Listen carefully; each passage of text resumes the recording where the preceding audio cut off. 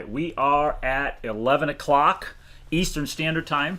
My name is Ron Sheetz, Pete Lillo. We're going to go ahead and get started. I'm sure we're going to have people that are going to be logging on and off as we go along here. You'll have to apologize in advance because I'm going to be running the controls here. So if I look away, it's not because I am not interested.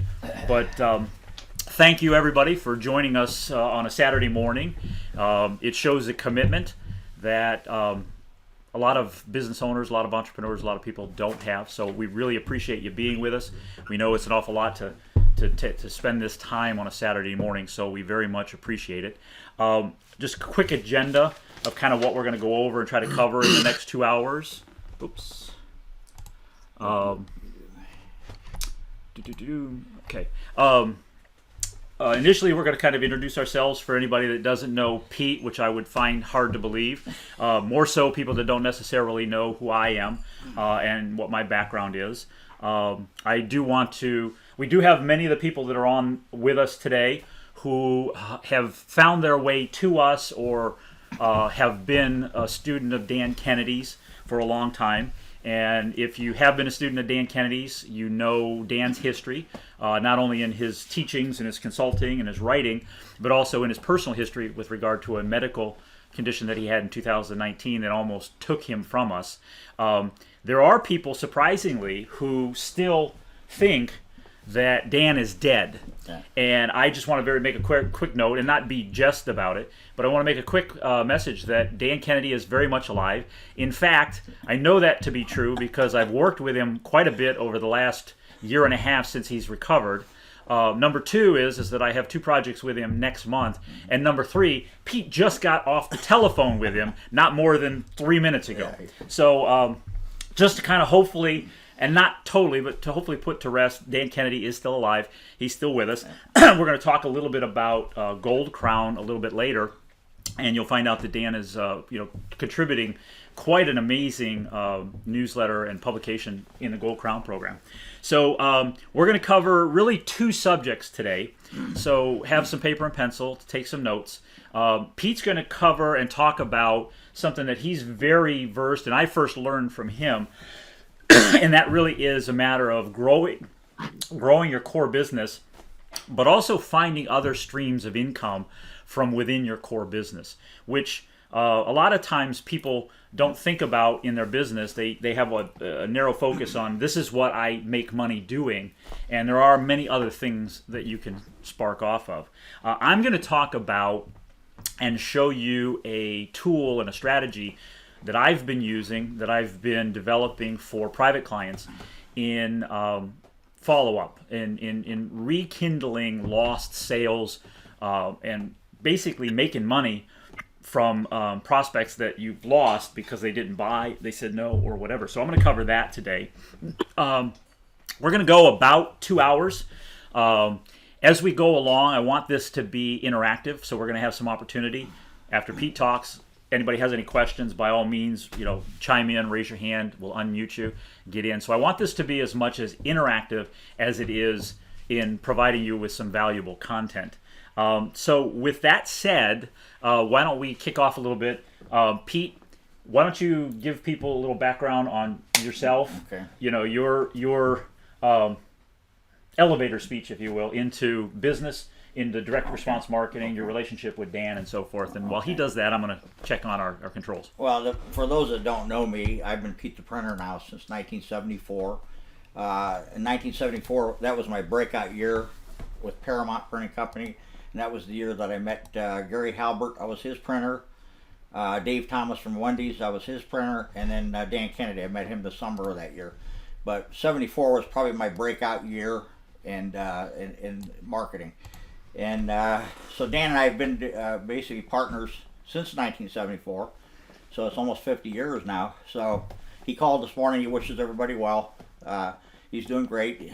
In fact, him and Carla are going out for dinner this week, so he's doing fine. He's not 100%, but he's hanging in there. He's tough. So he's doing a great 12-page newsletter with us right now, the Gold Letter, which is a great newsletter in this program.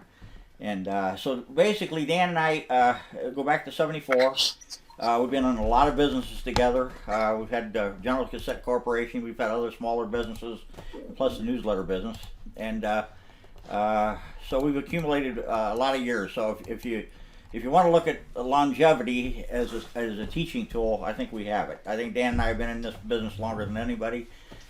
We were probably the first people in the information marketing business. We actually made it a business.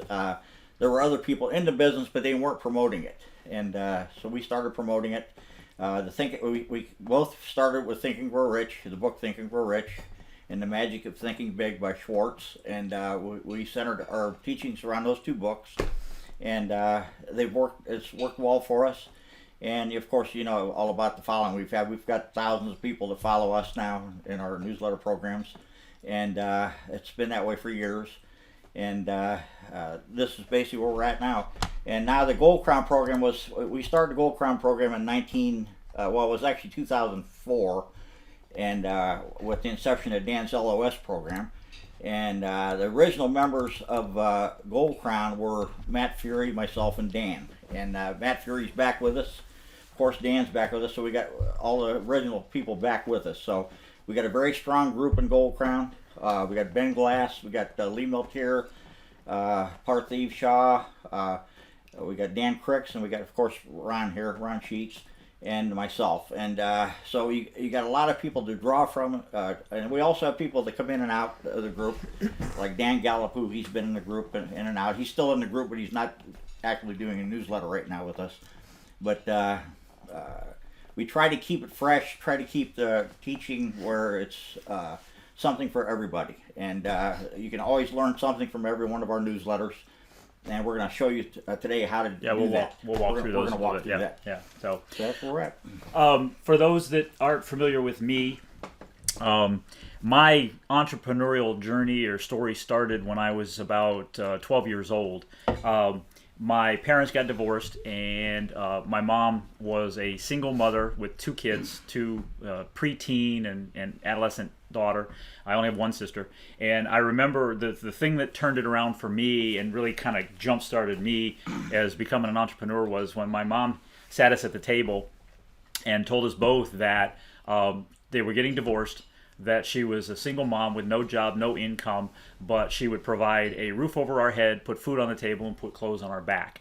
And that if we wanted to have anything more than that we wanted to aspire to, we'd have to find an ethical way of earning money in order to buy that stuff. And so I attribute really my entrepreneurial jumpstart to my mom and really kicking us in the pants and going forward. With that said, I really jumped in, and I was fortunate that she introduced me to an entrepreneur, a business owner, and he became my mentor and taught me all about business.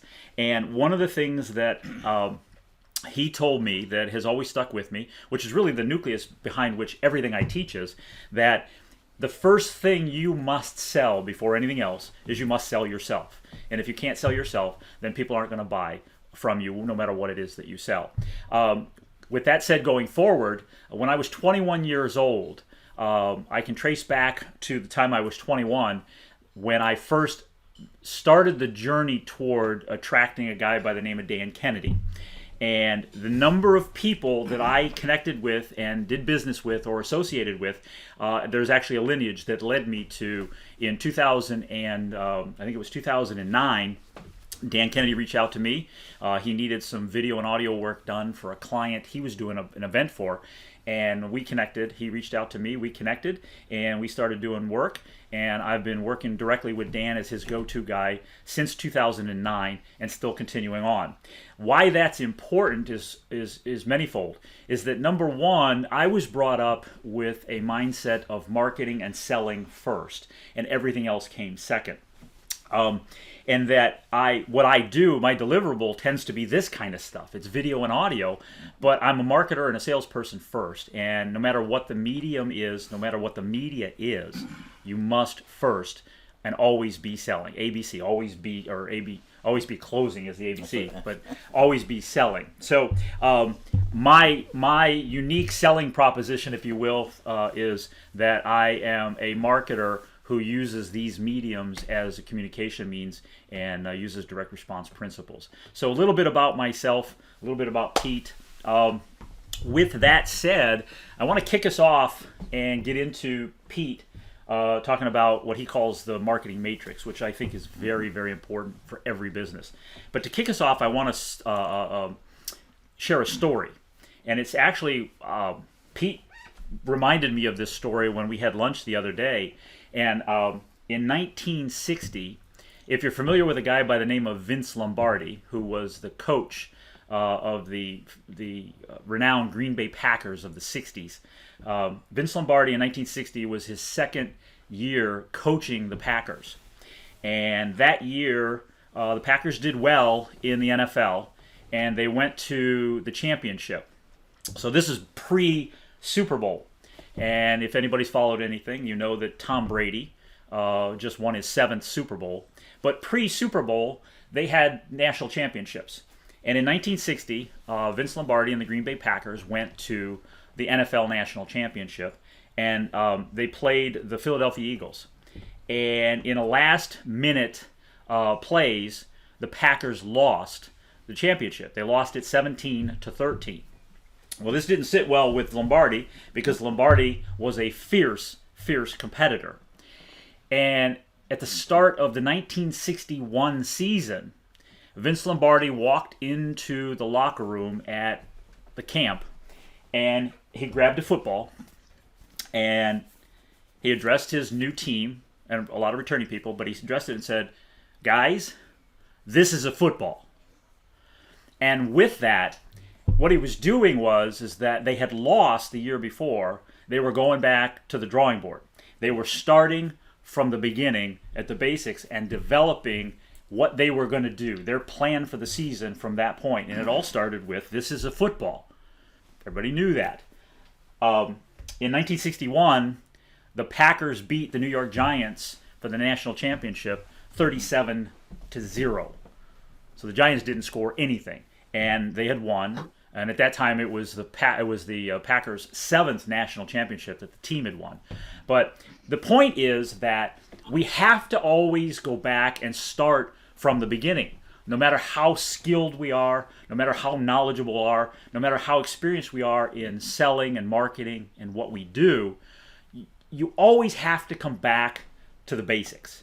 And that's what we're going to cover today, is 2 basics. One is growing your core business and how you can leverage other streams of income, and then the follow-up on it, follow-up on lost stuff. So with that said, Pete, you want to kind of take it over and jump into the matrix? Yep. Okay. You go ahead and do that. I'm going to check. One of the things that I learned in my first business, going into my first printing business, was you're as good as the people you're around. And in the printing business, I started giving good service in Fair Lawn, Ohio, as a printer, and people started coming to me, and I started getting referrals from people, and this was what helped build my business. This is where Dave Thomas came from. This is where Gary Halbert came from, and of course Dan Kennedy. So having a good core business where you're giving service is the key to success. And to me, being self-employed is the key to success. If you're not self-employed now, get there. If you are, you can improve upon it. And I'll show you this here. A lot of people don't know this about me, but I retired when I was 32 years old. And so I spent a year in retirement at 32 out in Phoenix, Arizona. And of course, what happens with that is you don't have anybody to do anything with when you're retired. You can't play tennis, you can't play golf with people because they're working. So I got to the point where after about 6 months of that, I got tired of it. And you can only go to Vegas so many times, you can only golf so many times, and then you start getting bored, especially if you're a type AAA like I am. So that's when Dan Kennedy came out to Phoenix, and we started General Cassette Corp. We took over General Cassette Corporation, and so I jumped from the frying pan into the fire with that. So retirement right now, only thing I can tell you about retirement, after spending 4 years in the insurance business from 1969 to 1973, is, I'm going to tell you this, and you probably won't hear this from many people, but retirement is a hoax. There's no such thing as retirement. Now, you can retire, but the whole industry is a hoax. Now, I've got it on email here. I'll send it to anybody who sends me their email. I'll send you the whole program here. But the reason I say retirement is a hoax, there's three culprits that promote retirement. The government, the insurance companies, and the banking industry. Those three industries promote retirement. Now, you don't want to follow them. If you want to be successful, if you want to make $1 million, if you want to run businesses, you can't listen to these three entities. If you listen to the government, if you listen to business, and if you listen to the bankers, you'll never make any money. So you got to wean yourself away from that. Right now, we got the government on our face, and we're going to show you with our Gold Crown program how to get the government out of your face, and that's what we do. So again, self-employment's the key, and developing your core business is the key. You have to get into business now. If you get a core business now, I've got what's called the matrix system. You start with you put a tic-tac-toe up. It's a simple game, tic-tac-toe. You put your core business in the center. Now you've got eight other businesses you can attach to that core, and that's what I teach. And I teach income streams and how to be independent with those. Now, if you build up your core business and then you build up the surrounding business from your core, you're always going to be independent. You won't ever have to worry. If one of those fail or go down, another one takes its place. But let me stop you for a second and ask a question, just for clarification, not to get assumptions. Would you define, as an example, a core business? So maybe printing, so that we have an understanding. Because there's a lot of people that have businesses and they have other aspects of their business. Okay. But how would you differentiate a core business from other activities within that business? Okay, well, in my example, I was a printer. I was in the printing business. Now, that was my core business, but I developed the newsletter business. I developed a catalog business on the offshoot from that. You take and start other businesses. I had a magazine called First Class Magazine. Dan Kennedy and I had a magazine, an entertainment magazine. So we started branching out from that core business. And that's what everybody can do. If you got a restaurant, you can branch out. You can do other things outside of that business. And if you do that, you can get into mail order, you can get into TV, you can get into radio, whatever you have to do to promote your business. And this is basically what you need to do is develop from your core out. Most people, unfortunately, they stick to one business, and if that business goes down, then you have nothing to replace it. You got a problem. And so you want to develop off your core business. That's your key. If you want to be independent, and that's where the real power comes in. The power comes in developing streams of income from one source. And if you do that, you can do speaking, you can do other businesses, you can do mail order. Right now we're thinking about doing some TV campaigns with us. We're going to do some TV promotion and marketing, and developing new products. I like golf. We're going to get into the golf industry. Golf products are a big seller. We're going to do some of that. And there's many things that you can do outside of your core or attached to your core. So this is what I teach in the Gold Crown program. This is what we teach, and I teach a lot of this. And I'm always available by email. Also, if you get started with it, you can always email me. I don't do social media like everybody else. I don't like social media myself. Now that's another area. You can develop Facebook, you can develop Twitter, and all this. I'm not big with that. I like emailing and I like direct mail. Direct mail is my key because I've always been in direct mail, and it works the best for me. Dan Kennedy and I started with direct mail, and we've always done direct mail. Do you want to use this as an example? Yeah, we can do. Draw it out? Yeah. So. Right. Can they see this? Yeah, should be able to see it. So this is very impromptu, folks. Let me do this. But I think it might be helpful for some... You got a black... Yeah, I got a marker here. So why don't you draw out the matrix, and then if you use like your business printing as to what the key was. Well, I'll even use... whatever business, but how do you then I'll even use gold... all right. My core business is Pete the Printer. Okay. Off the Pete the Printer, I've got my newsletter. Okay. I got direct mail.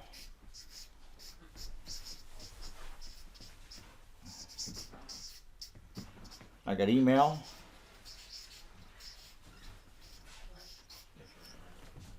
Then up here we got Pete the Printer. We got Gold Crown.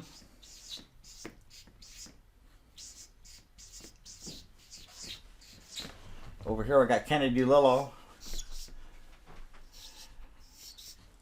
And we got the Kennedy Lillo catalog over here. Catalog. And then I got a couple others over here. But basically, this shows you that you branch out from the basic Pete the Printer newsletter. You have to have a newsletter, and I'm talking about a paper newsletter, not an email newsletter. Now you can email this newsletter also. Hit it twice. The Kennedy Lillo catalog that goes out to a lot of people. I get a lot of orders for my old Kennedy Lillo products. We got the whole program for the last 30 years with this catalog. Could I interject something for a second, Pete? So with your matrix that you have here, and I think the other thing that you have in here is that you did book printing. Well, yeah, book printing. Yeah. So let's still okay, let's put these others. Yeah, you put the book in. Book publishing, and also the Dan Kennedy program of publishing with Dan Kennedy. Who is that? You can actually, that's a big one with us right now, is being a co-author with Dan Kennedy. So you can be a co-author with Dan Kennedy. That's a big stream for us. I can even publish your own book if you got a book in small scale. But this is offshoot from Pete the Printer. So let's walk us through. So your core business was printing. You were in the printing business. Yes. Which there's a lot of printers out there. Exactly. And the thinking, the mindset on printers is that I print things to paper or whatever. But what you did is you then created, for lack of a better term, correct me, specialties within that business that were unique to your printing business. So for instance, the Gold Crown was a connection. It was a membership, and people learned about stuff that was marketing and education and that was published. It was your own publishing, so it became your own media in essence. Okay, and then you had the catalog, which was then products that you published and manufactured and made available. And that's always changing, by the way. That catalog always changes. And then Kennedy Lillo was what? That was the partnership with you and Dan. Dan and I. This was 1974. Okay, that started that. Now Dan and I have had many businesses there. General Cassette Corporation. We've had many businesses. We had a business where we bought when we had General Cassettes. We were doing spin-offs then. It was a lost business. It was we bought this guy's business who was showing people how they were being ripped off in their businesses. We got that business going. But you run into this stuff when you're busy, when you're doing stuff with people. And we found there's always a need there. Pete the Printer brought me Gary Halbert. Gary Halbert is like the #1 info marketer of all time. He came in. I started doing his printing. I learned from him, and then Dave Thomas came in, and he wanted to start his own franchise in '74. So '74 was kind of a breakout year for me because I learned from these people. So you were a printer, and people saw you as a printer. And you've talked about this before, is that you've got printers that you use, that you're not actually in the printing business anymore, but you've got printers, and I know one of the things we've talked about that frustrates you is that printers see themselves just as printers. And I think that that's the point that I want to get to, is the fact is that you're more than what it is in your core business that Pete's showing here, is that people got to know, okay, he's a printer, and if you went to a printer and said, hey, could you print me a book? You said yes. Well, you turned it into marketing in all of these other areas that were now, for lack of a better term, specialties. Right. And they got to know you as a printer who specialized in book publishing. But you were a printer who also had products that you published and sent out. You had an actual membership program that you published that people could join, which was a connector back to you, because if they were a member here and they needed printing, they knew you did printing here. And then you had the Dan Kennedy specific publishing. You had direct mails, and what's not even in here is you probably could break out the direct mail into another 9, because, like you said, there was newsletters, there was, there was postcards, there were letters, there were envelopes, there were business cards, and so on and so forth. So in general, can you take, and I don't want you to use numbers, but maybe percentages, is that from your knowledge in the printing business, is that as a printer, if, may I borrow that?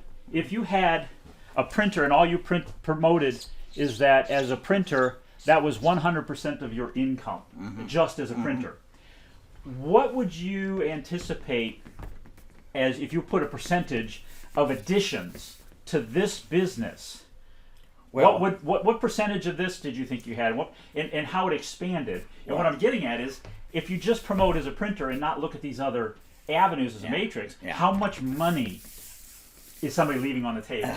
If you could put a percentage, just general percentage. most printers leave the money laying on the table because the number one thing is they're not salespeople. One reason I've never had a printing group is because they don't know how to sell. I came out of the insurance business. I wasn't a printer to start with. In 1969, after I got out of the Navy, I was in insurance sales.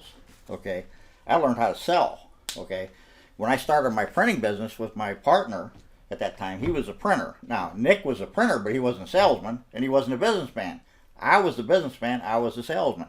So I told him back in 73, I says, you and I could put it together. You're the best printer in town. I know how to sell. We can make some money. So that's what we did. And being a salesman was the big key there. You have to sell and promote your business. Most printers do not do that. Most printers don't even have a newsletter. So, and most printers don't even use their mailing lists, which is ridiculous. I came out of the insurance business knowing that you have to contact your customers every month, and you got to stay on top of them. And if they hear from you, you're going to get the business. Now, if you there's people out here who will take your business away from you if you don't keep in touch with your customers and your clients. So that's where that came from. So, answer your question. It multiplies. How much did it multiply by doing this? Because I want to walk through, if you don't mind, I want to walk through another exercise that would take a different business for examples for folks. But what percentage do you think? Well, just aside from the let's printing put it this way. that walked in the door. Let's put it this way. In my first printing business, I was doing about $200,000 a year. Okay, as I developed these other businesses, actually, some of the other businesses do more than that. So it's not just, even though this is the core. Now I do less as Pete the Printer now because I don't go out and market printing anymore. I don't have to. Right. But this has become your core. Yes. This is another core. Yes. So forth. Yes. So it's expanded. So I don't have to just rely on Pete the Printer. Yeah. Now I print for people who do business with us in Gold Crown, or specialized clients that want to do marketing. I do marketing printing. Yeah. But I don't go out here and solicit printing anymore. I don't like business cards. I don't do business cards. I give those away to people. But I know you're still get a lot of book publishing. Yeah. You still get orders on this, Yeah. and it all came out of the core. Yeah. If you don't mind, can we walk through an exercise with a different business category as to how you would identify in coaching somebody in what other areas? Who do we have out here? What do we? Do we have restaurant people out here? Let me do this. I'm gonna move this over for a second. Real estate people. You have to forgive us. We're coming from Pete's marketing man cave. So, is there anybody that let me go through here and see if we can pick somebody's business that I know or are familiar with. So let's take, and I'm going to pick on Janet and Charlie Pellegrini. Can you guys mind playing along? I'm going to ask you guys to unmute yourself. Wow, yeah, we'll play. Okay, you'll play. All right, I was going to put your scotch on my bar there, but that's some cutty. Where's your cutty? Yeah. It's over. Well, too early to drink, Pete. We wanted to be politically correct. Yeah. So, Charlie and Janet are Mastermind level members in Gold Crown. But is in the briefest way you can, Charlie and Janet, give the audience a idea of your business, your core business. Because what I want to do is have Pete walk through your core business, and we'll break out potential other businesses. So if you would, Charlie and Janet, just kind of give us a idea of your core business, what you do. Well, our core business right now, we have transitioned many different times, and now our big income is from rentals.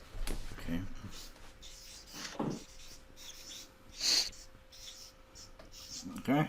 All right, so rentals. So And drill that down a little further, Janet, is that you just don't have just generalized rentals. You guys have what are called star lofts, and it's a specialty. So give us a little more insight into that, because that'll help us drill this down even further. Okay. Briefly, we met Dan Kennedy because we had a restaurant, and we marketed our restaurant with Dan, and that's how we learned our marketing, along through Rory and then through Dan. But now we rented the restaurant out to somebody else who's going to operate it. So that's our key rental. And then we had another storefront on the other side, and we rented that out.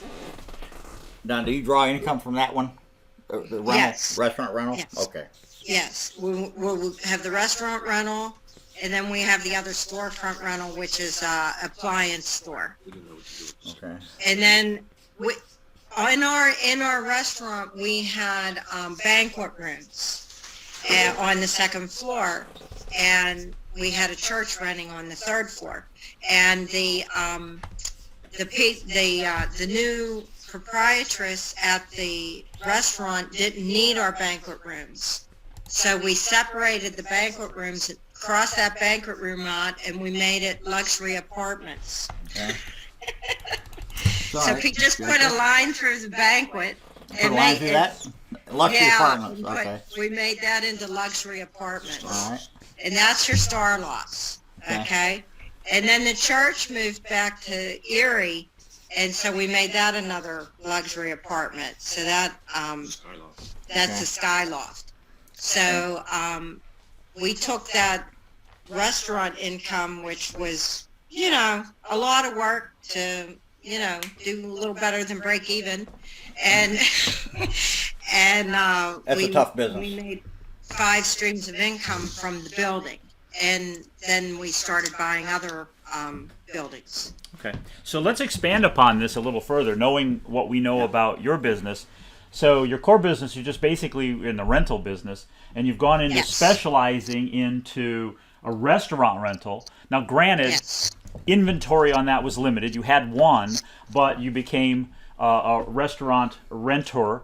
And if for whatever reason that restaurant went out, you still have the entity there, and that's what you could promote yourself as a specialty in. Then you've got the appliance store, which broke that out. So we've got 5 more areas here. So Pete, from your perspective, for Charlie and Janet, what from their core rental business could we look at other streams of income as rental people? Well, one of the things they've got to look at is promotion.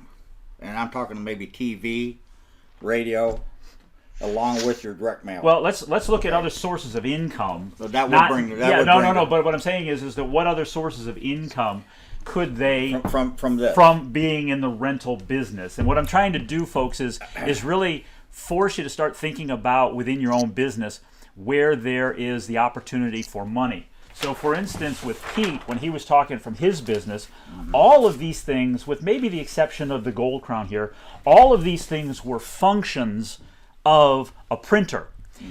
As Pete pointed out, the average printer only sees themselves as a printer. Do you do business cards? Yes. Do you do postcards? Yes. Can you publish books? Yes. Those are all things you can do. The big difference here as a marketer is that Pete looked at what could I market that I could specialize in. Right. So here he wasn't a printer. He was a book publisher. Here he was a specialty of products that were available that people could buy. And guess what? If they bought a product, oh, you're a printer too. Do you do postcards? So it starts this conversation. So let's look at, and Janet and Charlie, I want you to chime in on this too, because I want to force you guys to think about this as much as anybody else, is what other areas, and I don't know that we've ever covered this in Mastermind, but what other areas might there be opportunity in rental? And one of the things that I know that Charlie and Janet have as what could be perceived as an obstacle is that they have limited inventory of rentals. And they're oftentimes running at a high occupancy rate. But one of the things that I'm thinking about, we talked about, that we could put in here was your luxury rentals could be celebrity, because they're in a show district in the Pittsburgh area, and unfortunately right now live shows and so forth are shut down. But one of the things that could be is the luxury. It could be for celebrities and sports, sporting celebrities and so forth. And we've talked about that. We did a little bit of that also.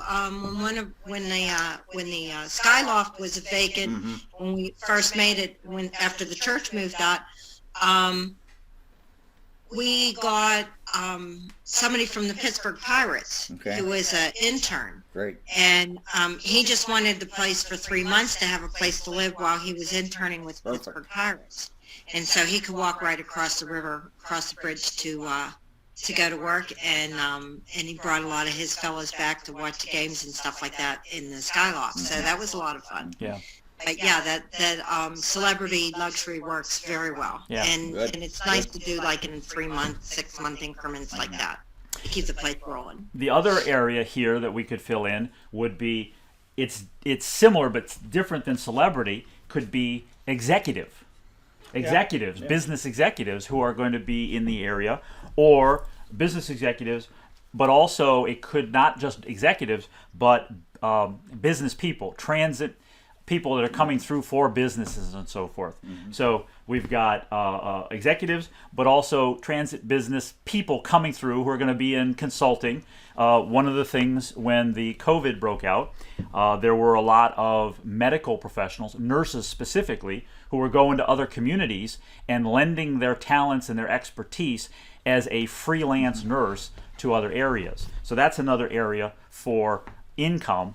And there's a few others. There's a lot of that going on too. I mean, after the Pittsburgh Pirate intern left, the fellow who came in next was exactly that. He was executive. He owned a lot of property, and he was actually building a house, and his house wasn't done yet.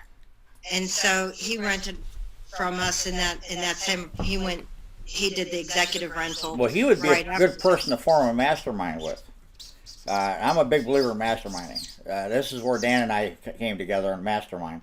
And when you start masterminding with people like this, they can bring their ideas in, and you can actually partner up with them on a lot of things. And that's another thing to look at.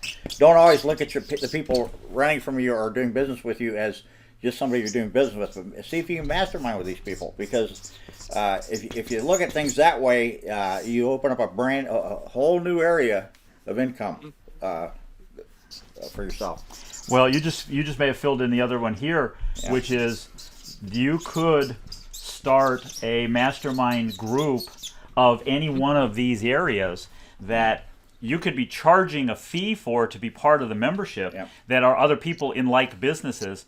And really what the ulterior, I hate to use the ulterior motive, but one of your motives or reasons for doing that is not only, like we do, to help businesses grow and think outside the box, but also to look for yourself people that could be sharing somebody and go, oh, I got somebody who's coming to Pittsburgh that can do this.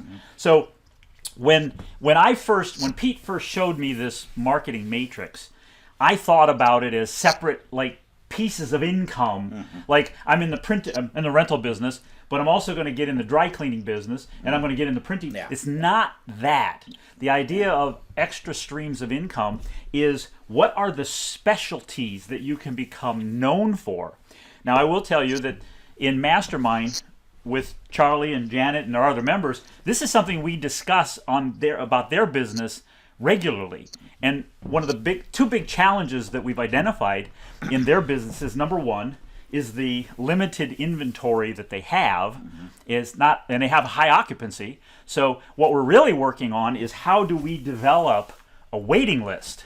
How do we get people who are waiting for the loft to open, and when it opens, boom, they're in there. So there's no downtime. So the idea here with what Pete's, and correct me if I'm wrong, the marketing matrix is really about promotion specialty. So we have another mastermind member who's on with us, Dr. Mark Sims, who is in the Phoenix, Arizona area, and Dr. Sims is in the, I don't want to say the hearing loss business, because as many people know of hearing, you know of an ENT or an ear, nose, and throat doctor, And Dr. Sims very smartly promotes himself as the E part of that ENT. But one of the things that I've gotten to learn about Dr. Sims' business is that he's in the hearing loss business or hearing restore business, but he's also got a part of the business that does hearing aids, that does the testing of the audiologists and so forth. So he's already got areas in his business that are promoted, because I know, in having talked with his patients and interviewed his patients over the last 3 weeks, that some of them have told me they've never met Dr. Sims, but they went to the audiologist and they got hearing aids. So there's money being generated from the core business. But remember this now, nothing is etched in stone. Now, you started out as a restaurant here, okay, and you seen that the future wasn't in the restaurant business. So when you turned it into a rental, you turned it into you went to the real estate end of it, which is actually more lucrative. Now, having a restaurant's great, but it's a lot of work. It's a lot of work, and it's the toughest business there is. I don't put people to be in running the business. Yeah, absolutely. For them in the rental side of it, running a restaurant is the toughest business there is. Yeah. Bar none. Yeah. And I try to talk people out of that, but they still want to do it. Yeah. But you started with the restaurant, and you moved it over as a rental, and then you went into the rental business. And out of this business, you can draw the matrix. You can draw the matrix. Well, I love your ideas here because it's a crossover of information. Because Charlie and I are not just property managers. Right. Now we got all the education to learn how to market, and then we got all the education to learn how to do the rental business, and now we can share that information with property owners who don't know how to market. There you go. And that's exactly what I'm thinking of. And like when we had our restaurant, and we were learning from Robert Kiyosaki how to run, go for the real estate side of the business instead of the restaurant side. So he had the Rich Dad game. We had a restaurant, so we started having the Rich Dad game in the restaurant. Okay, we invited people from the real estate groups that we belong to come on over on a Wednesday night and play in the banquet room. So that led us to people who knew how to repair our homes that we had bought. And then from that man, we ended up buying 3 houses from him. And then a realtor came to see our star loft. And then he ended up coming back to us a month later and selling us a house that he couldn't do. He needed out of it. And he wanted us to finish it for him. So we bought that. We lent hard money to Right. And then we did hard money lending to somebody so that they could fix their house. And we made money on that. We still do. And we still do. And then after we bought that Victorian house from the realtor, the house next door was a dump, and it was like a hoarder house, and we shared a driveway with them. And so we didn't want this hoarder house to influence our rental property and make our value go down. So we called somebody at our rental in our business who was used to acquiring houses at sheriff's sale that we knew through real estate. And in a week, he had the house and he sold it to us. Yeah. So yeah, the network goes on and on here, and there's a lot. So our other branch of stream of income is the hard money lending. Yeah. Let's go back to mine for a second. Okay. Let's brief, because I want to open this up for questions on this. I'll show you something real quick to go along with this. When Pete the Printer started in 1974. There was none of this, and there was no Dan Kennedy, there was no Dave Thomas, there was none of these people. But the mastermind of this is, I didn't even mention to you, one of my clients was a dentist that owned all the property in Fairlawn, who I did his printing for. His name was Dr. Cooper. Okay, he's the guy that was my mastermind to Dave Thomas. He was going to buy 4 of his new franchises in '74, and he came into my shop one day and said, "Pete, why don't you ride down with me to Columbus and meet this guy? I want you to meet Dave Thomas." I didn't know who he was. So I'm standing in the original Wendy's with Dave Thomas with him. This is the guy that actually hooked me up to Dave Thomas. I would have never met Dave Thomas if it wasn't for him. So that's how the mastermind works. And that's how the matrix works. And then, of course, Gary Halbert and Dan Kennedy came later, but they all come off of that spoke right there. Yeah. So your main core. Yeah. So I'd like to open it up. Is there anybody? Janet, Charlie, thank you. I'm going to mute you for a moment. Yeah, but please throw out any more ideas you have for us. We'll listen. Well, I may come back to you a little bit later in the Send me call another here. scotch. Send me another scotch. Yeah. Awesome. Sure will. So, all right. I want to open this up for, is anybody that's on with us have a question? You want to jump in and maybe play guinea pig and kind of have this done for? If you do, let's have you identify yourself, and because we have quite a few people on with us today. We've got about nearly 30 people on with us. Identify yourself, and we will play process. Anybody got any questions about the marketing matrix? If so, I'm trying to find. There you are. So, no questions. No questions. Anybody want to play guinea pig on this? No. If so, any restaurant people? I'm gonna open this up for anybody to unmute themselves if you have a question.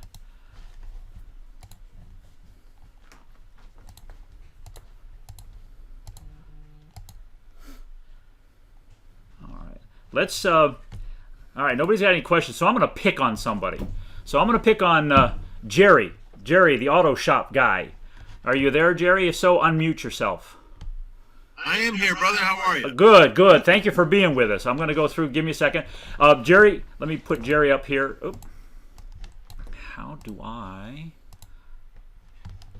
Jerry, why don't you give us a little insight, give us a little background on you and your business so that people are familiar. And the reason I picked Jerry is because I've known Jerry around Dan Kennedy for many years. Jerry is in the auto repair business. That is his core business as I identify with it.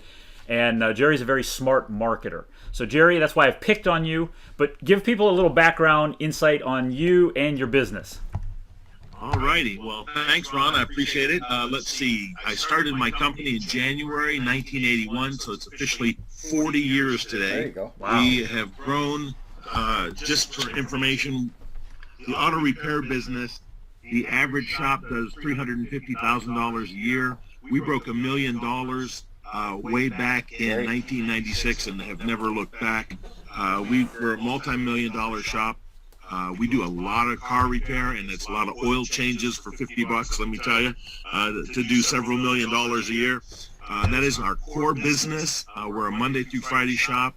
I have parlayed that into, like Janet was talking about, I own a lot of real estate now, retail centers. That's where we do, I have passive income and I love it. We have a mastermind group. We have, my wife sold her medical practice and actually helps me at our core businesses, which is the mentoring, the coaching, the mastermind businesses, as well as the auto repair shop. So we're running those.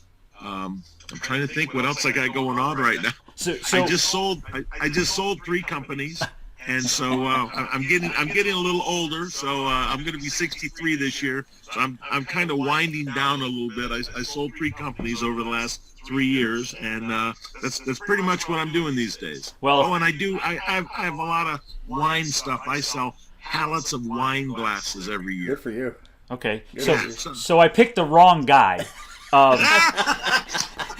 Which I knew going into this. He's doing it. Because if you catch what Jerry just walked you through and told you about, is that we're not even going to get into do this with Jerry, because what Jerry just did is he started in one place, his other matrices ran it out, and then those became core businesses. So he's actually got multiple core businesses. You've been doing the matrix. You've been doing. I live the matrix. Yeah. Which started where, Jerry? It started with the auto repair? Yeah, we started with the auto shop is the name of the company. You can go to www.theautoshop.com and check that out. You can go to bbmmusa.com and look at our coaching business and mentoring. I got websites like everybody else that's doing this stuff. We're pretty set up. Yeah. which is why I was glad that and Jerry is a representation of the type of entrepreneurs that get attracted to our Gold Crown program because they want to be connected with and associate with smart people like this. So Jerry, thank you. It didn't go where I was expecting to go with it, but I still love you, brother. We're good. I kind of knew that going into it and so forth. So can I add one thing? Yes. I want to add one thing. The mastermind concept is what has made the biggest difference Absolutely. in my world. Absolutely. Absolutely, without question. Number one, you're right. You must always be marketing, always be selling, always be hiring, and dang it, you got to surround yourself with the right people. That's why I'm here today. Well, one of the things we've done over the years, we developed these seminars, Dan and I, over the years. We got it up to where we had 1,500 people at these seminars. But actually, after 2 or 3 days of that, you're really having things thrown at you, but you're not really masterminding unless you're meeting with other people at the seminar. But they usually don't like you to do that. The reason we developed the Gold Crown group in the mastermind here in our level 4 is we want to do pure masterminding. We want to mastermind with people in a room, with 20, 30 people in a room, and really do the hot seats and really get people involved in the mastermind. And this is the key. This is how Dan McKinney and I met, from the mastermind. So the mastermind will bring people to you, and it'll give you an idea. It might have been on the burner in your head, and all of a sudden somebody's doing it, and then next thing you know, you're doing it. Yeah. So this is the key with the mastermind. I'm glad you're doing it. You got the concept down. You really do. Perfect. Thank you, brother. Are you still able to hear me, Jerry? Yes, I can. Your screen is frozen. That's why I'm asking, because it looks like the screen is frozen. So after a little technical difficulty in our web class, my presentation did not get recorded. So I've gone ahead and redoing my presentation from the web class here, which actually in turn will be a better thing because I'll be able to show you the actual samples. So I want to talk about something that a lot of people are likely familiar with, and that's information marketing. It is a term that generally is used in reference to making an offer of information to prospects that they request, and it's primarily used as a lead generation strategy where you offer out something of value and they then provide you in return their contact information, whether it be a name and an email only, or a name, an email, and an address and a telephone number. But regardless, you then send out information. And that's usually used as a front-end marketing strategy. What I'm going to show you today is a strategy that I have built and developed for many businesses, and I'll show examples of those, that my clients are using to reactivate lost sales. And in 2011, the Harvard Business Review conducted a study that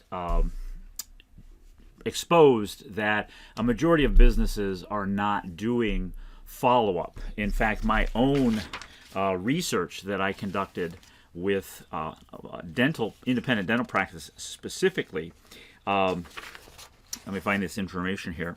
Here it is. So this is a study that I conducted on my own with independent dental practices, and that I found that 48% of businesses don't follow up at all with their target audience or their prospects who have requested information.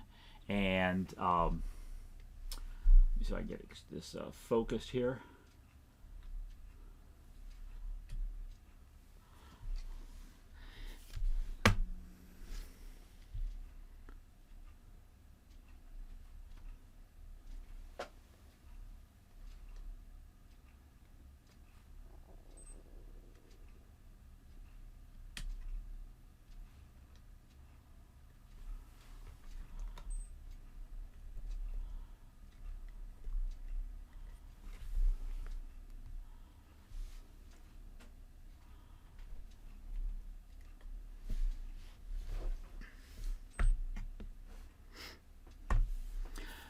My own study with independent dentists I found that 48% of businesses, the independent dental practices themselves, were not doing any kind of follow-up on cases that were presented but not closed.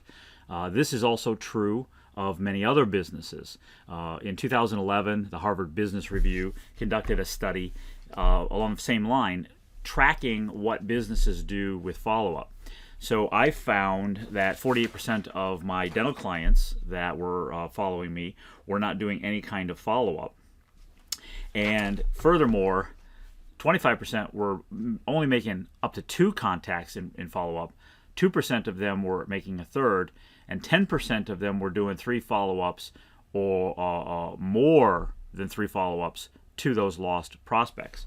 Now, contrastly, if you take a look at the Harvard Business Review's study conducted, they found that 90% of all sales made in follow-up from lost sales was accomplished in contacting them 6 or more times.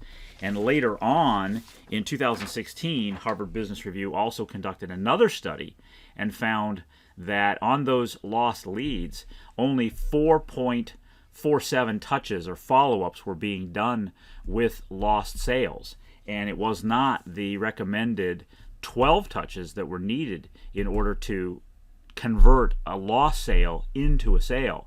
And only 9.4% of the leads that were received actually got 12 or more touches. And worse, 50% of the leads were not responded to at all.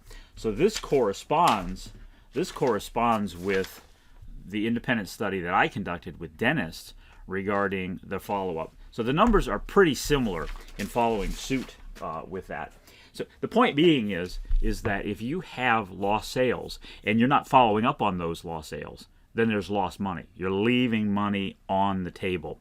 More recently, I have a client that we're doing work for who is in the hair restoration business. So restoring primarily men's hair, like mine. See, I got no hair. I would be a candidate for him. I'm in the age group. I'm in the income group. I qualify for it. But in digging into his business, we found in his records that he had, and let me get the numbers here so I make sure that I get them correct, he had 15,783 patients on record. And what that means is, patients on record, is that those are the people that came through the practice and either accepted treatment or didn't accept treatment. So in their case, they qualified a patient as somebody actually having come through the practice. And their conversion to sale was 20%.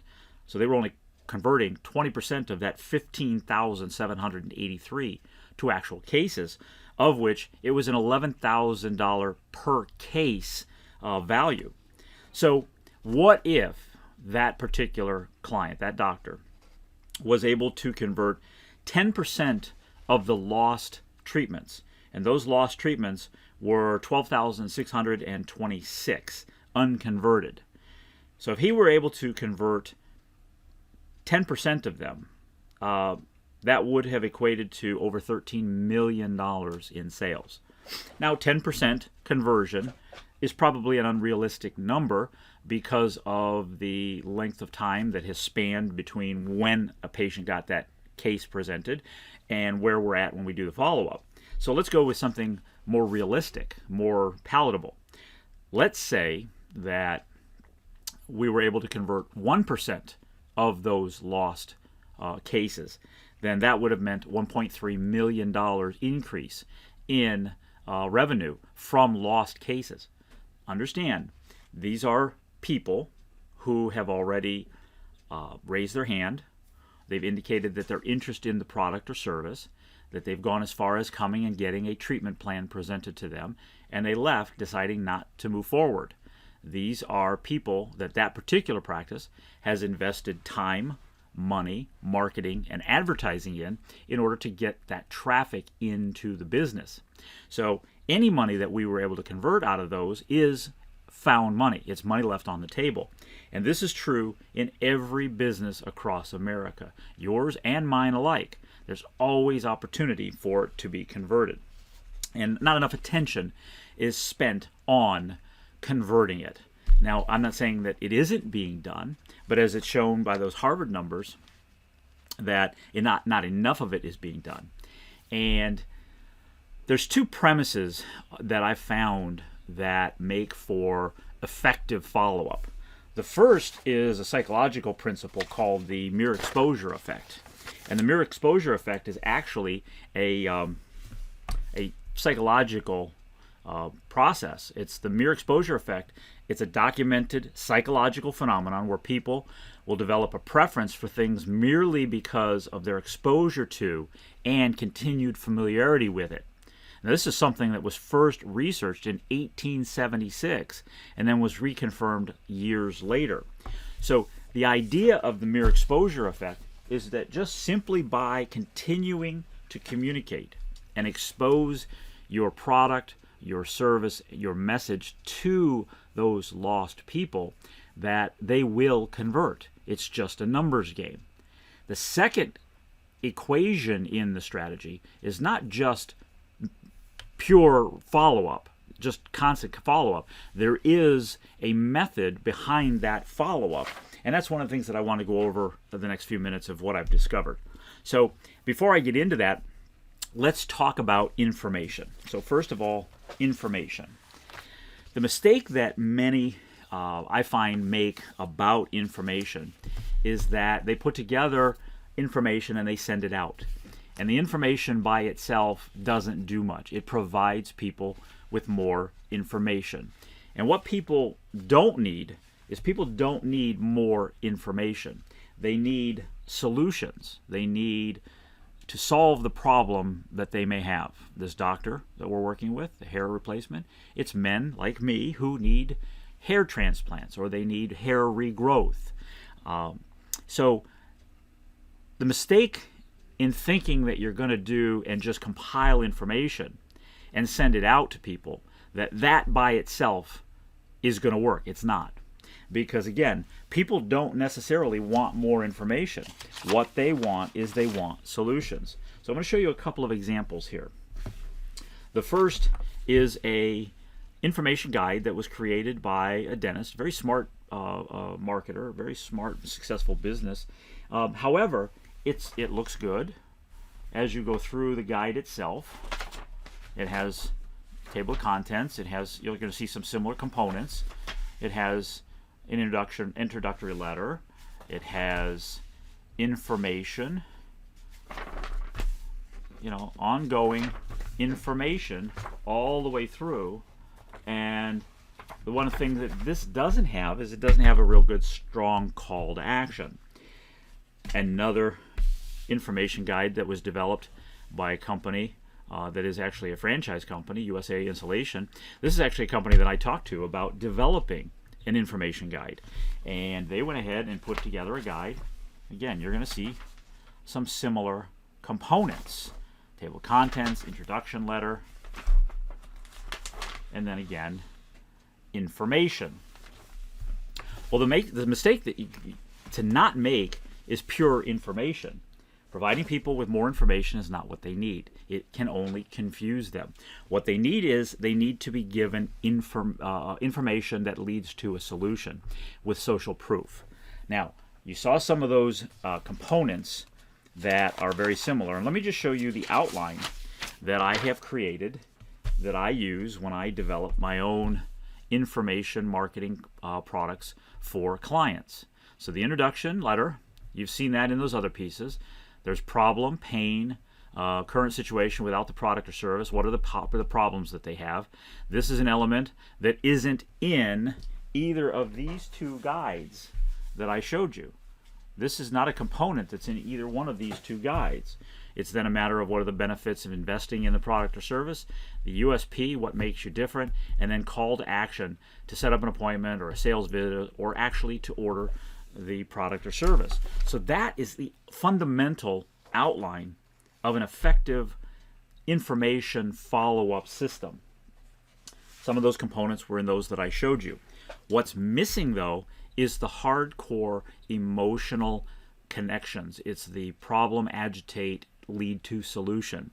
And this is something that I developed out of direct response marketing principles. but more specifically, developed in work that I did in the home improvement industry.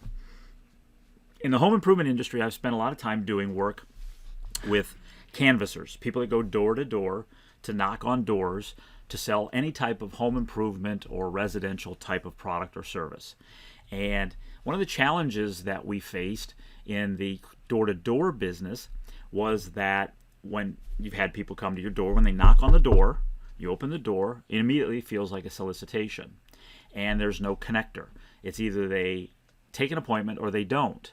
And what we did is we incorporated information marketing into the presentation at the door so that we were providing something of value to them, whether they set an appointment or not, and allowed us to capture their contact information, which in turn was their giving us permission to follow up and market to them.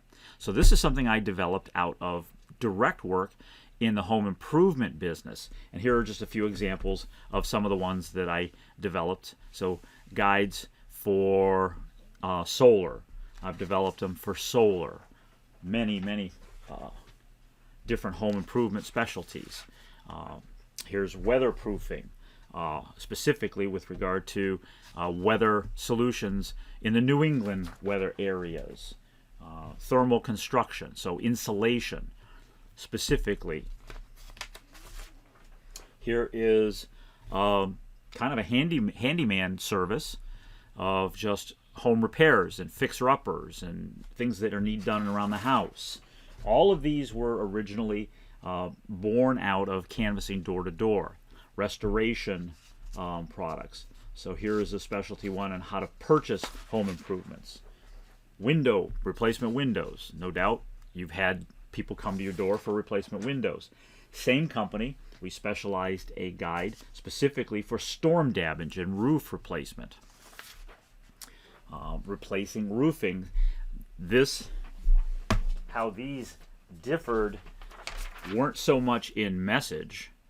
These two didn't differ so much in message internally, but more about the positioning of the actual guide. This one was specifically roof replacement for storm damage. This one, general roof replacement. And that's an important distinction I'm not going to get into now. Gutters and siding, same company, all specialized guides. Kitchen cabinet replacement or remodeling. This was for a national chain of kitchen remodelers. Again, replacement windows for another remodeling company. HVAC services, a small little company selling HVAC services door to door. Another construction company. So the list, pest control. Pest control. The list goes on and on in the number that I've done. And where I've also then developed this into is developing this for the dental market. So I've developed this information follow-up marketing system and really dialed this in to getting it to work. Now, the key is, again, I'm going to stress, is bridging the gap between information and actually selling. So there is a sensitive balance in the actual information guide between how much information you provide and how much pain and angst you create in the copy, and then deliver a solution. And it's a very strategic approach that I teach, is how to go from information down a slippery slope to get them to their final decision is that you have the ultimate solution or answer to their problems in this. So you need to bridge the gap in the information between just pure information and sales copy. Little story about that is many years ago, my mom started her search to replace her car. She spent about 6 months researching different cars, makes, models, saw what the fuel efficiencies were, the safety ratings were, what the average repair costs would be.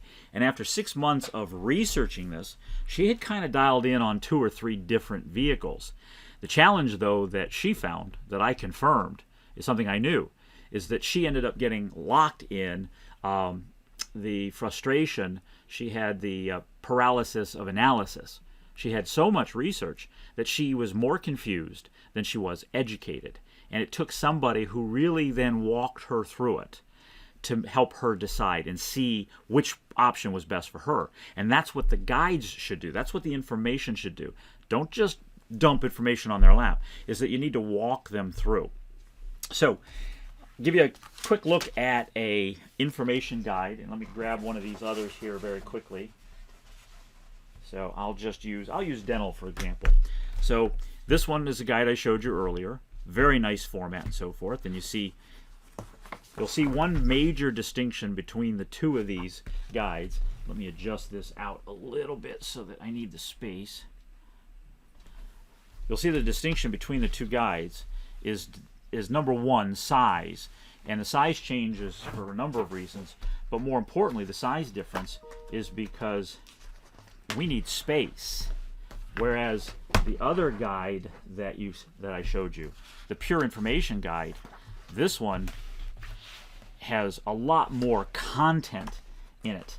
And understand, it's not just the filling of content, but we're adding in social proof.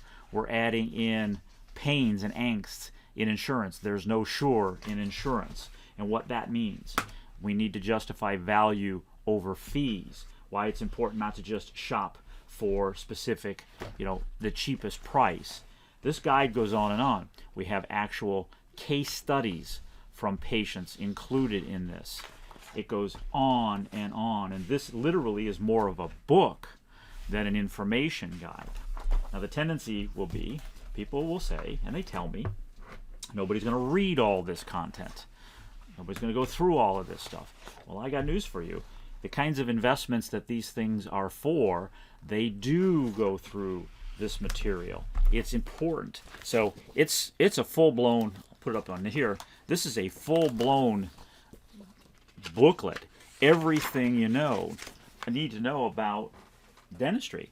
And one of the major differences that you find between this one and this one is that this one delivers far more, because the average information guide developed is generally just pamphlets. This is more than a pamphlet. So a patient or a client or a prospect who is serious about making this investment, they're going to invest time and effort into learning everything that they need to know. Aside from the fact that the sheer volume of content is in here has been consolidated into one format that they don't have to go and find. Nobody else does this. Nobody else will do this. Your competitors won't do it because it takes a lot more. Now, this is all strategically written information, direct response marketing content. So let me go over a couple of things in here that is important. There are 9 things that people need to believe to be able to make an investment. And I'm not going to go into it now, but the 9 specific things that people need to believe about you or about the product that need to be answered before they will make the investment. That is covered. The 9 things are covered in here multiple times. Now, that, again, information marketing is used in many cases as a front end. This could be a lead generation piece that would be sent out. Another piece, another guide that I developed, similar in dentistry. This can oftentimes be used as a lead generation piece, which in my system, I do use it that way. But here I want to focus on how we use it as follow-up. So take, for example, let's take this particular example that we have a dentist. And the dentist has a patient who comes in for a treatment. Dentist presents a treatment. Patient decides not to move forward with the treatment. Well, there's a follow-up then that goes out to that patient. And it's this guide. We're going to use this particular guide here. Guide to a Successful Smile with Fast Braces. This one happens to be niched for fast braces. For the same dentist, I've done crowns and bridges, I've done dental implants, and the other one that I saw here, this particular one, has to do with anxiety specifically. So the guide fundamentally is the same, the focus is a bit different.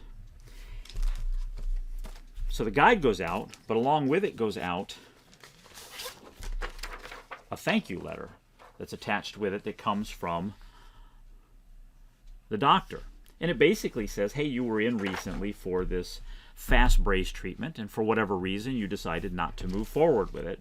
This kind of concerns us, and we discuss why that concerns us. Now, there is a complete follow-up system that follows this physical guide going out, and that it just doesn't end there. Included with that guide going out is also a series of how to handle the inbound call that comes from the guide if somebody contacts us. There's also an entire system for how many times, how many emails and text contacts are made. And here, I don't have a number on this. We're over, this is 3 through 17 contacts.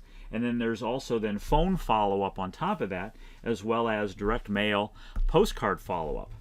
Now, the direct mail postcard follow-up looks like something like this, and we use what we call a bounce back, meaning once they've got the guide, they've already been in for the piece, we have a bounce back card that goes along with it that has a specific offer for a free fast braces consultation and $100 off your custom case. So this is a bounce back. They've already gotten this, but we're now bouncing them back and getting this in. So the bounce back is really important in the process. I have a complete system for how we follow up on the system. It's all defined, as well as a complete phone training for how to handle the inbound telephone calls as well as outbound telephone scripts. So it's a complete follow-up system. Now, the question often is, well, okay, Ron, it makes sense. You're doing 3 to 17, 20, 25 email follow-ups, as well as the postcard follow-ups and the direct mail and the phone call follow-ups. Where does all that content come from? Well, it comes from the actual guide. We actually take and we slice and dice this guide into information pieces that go out in the follow-up. So they initially get all of the information in the guide, and then the follow-up is built from the guide of all the information in the pieces parts. Now, why do I do that? I do that because people tend to have hot buttons. They have specific things that they're looking to get solved or answered. And as we send it to them in the guide, it's all encompassed. But as the follow-up comes, piecemeal in bite-sized pieces. So the old adage, how do you eat an elephant? One bite at a time. So we provide bite-sized follow-up information, always continuing to tie back. What are some of the things you want to make sure that you have in the follow-up over and above this? Is what are the frequently asked questions that people ask? What are the questions that they should ask that maybe they don't know they should ask? There's also what kind of objections or stalls or put-offs do you get from prospects? Those types of things are also included in the follow-up. All right. So just to give you a quick glimpse, if you know anything at all about email follow-up, the key is getting it read. And the key oftentimes by getting it read is what's said in the subject line. Here's just some examples of subject lines that I use that are templates that people are able to take and incorporate. So I want to tell you a story about blank. I would like you to meet blank, and this is a case study then is added into that. She was afraid of blank but did it anyway. When hope seems lost, how blank overcame blank. So these are templates that can be utilized in email follow-up so that you can have you get the emails open and you get people tied and driven into the email in order to consume. Because unless they consume information, they don't, and I'm keep an eye on the clock here, so I'll skip over this. This goes into a little more format. This also goes into the breakdown of the actual copy and how it's constructed. But in the effort of time, I'll skip over that for right now. Now, the other question I get is, Ron, but we do things digitally. We're living in a digital world. Why not send everything digital? Why should I take and invest in a booklet, and I've got the cost of the printing, and I've got the cost of the mailing going out, and I've got a cost to somebody to take and put this together, and there's a cost to get all of this stuff implemented. Well, if you're in the business of selling commodities, if you're in the business of selling toilet paper or paper towels, that type, this isn't the thing you want to do. However, if you have a moderately priced product or service, or a high priced product or service, even if you're in the auto repair business, the average sale is between $250 and $350 per repair per client. Now you wouldn't think, okay, that's going to warrant that. However, if you look at the value of a client in the auto repair business, a client is worth $25,000 to $50,000 to a shop over the lifetime of that client, meaning how many times they come back, how much they refer. So if you look at your return on investment as the one-time thing, a $250 value, then this isn't for you. However, if you look at it as to what is the long-term value and business growth, this is a solid strategy for growing a business out of lost sales, stuff that you've already invested in and paid for to get those people to come in. So why do it in print and all these other media? Well, very good reason for that. We're currently living in what some people have dubbed the cancel culture, where it's very easily to be overlooked or canceled out of digital media. So emails can be deleted, or worst case, if you are reliant entirely on websites, if you're entirely reliant on pay-per-click advertising, or Facebook, or LinkedIn, or any of those types of platforms, those media, you run the risk of being canceled or deleted or not allowed to provide your content there. So it's important to understand you need multiple media. And print media, mail media, and that is not a media that can easily be canceled. And this is something I've learned firsthand. My friend and client Matt Zagula, in conjunction with Dan Kennedy, wrote a book called Trust-Based Marketing. And I just want to read this. Matt coined a term. He didn't coin the term, but he coined a second definition of the term, and that is we are subject as businesses to the Google slap. There's also now the Facebook slap, the Instagram slap, the Twitter slap, all of these. Traditional terms of the Google slap was having to keep up with Google's algorithm of getting your website found. So as Google changed the rules of the game, so too did your website, or your webmaster or designer had to change the parameters of your website in order to keep up with Google's changes. That was what was originally termed as the Google slap. We as businesses are more subject to something more fundamental than all that technical mumbo jumbo. And what Matt defined the Google slap is that, so take for example, somebody comes into a dental practice and they get a presentation and they decide not to go ahead with it. They got a price, they got a fee. They go home and they now search the internet for what you presented, looking for alternatives. And what they're going to find is they're going to find a whole gamut of things, which again is going to add to the confusion. They're going to get different prices and fee structures, some cheaper, some higher. And guess what? By the simple activity of your prospect leaving you without saying yes and going and searching the internet, you have now gotten slapped, because they're going to find a bunch of other things that now will disqualify you from this because of dilution. You've been diluted in information. So you need to be able to send this stuff to them and be able to communicate in ways that try to veer them away. More specifically and more recently, with what's happening in Facebook and Twitter, with them throttling what messages can be seen, I happen to have personal experience in this.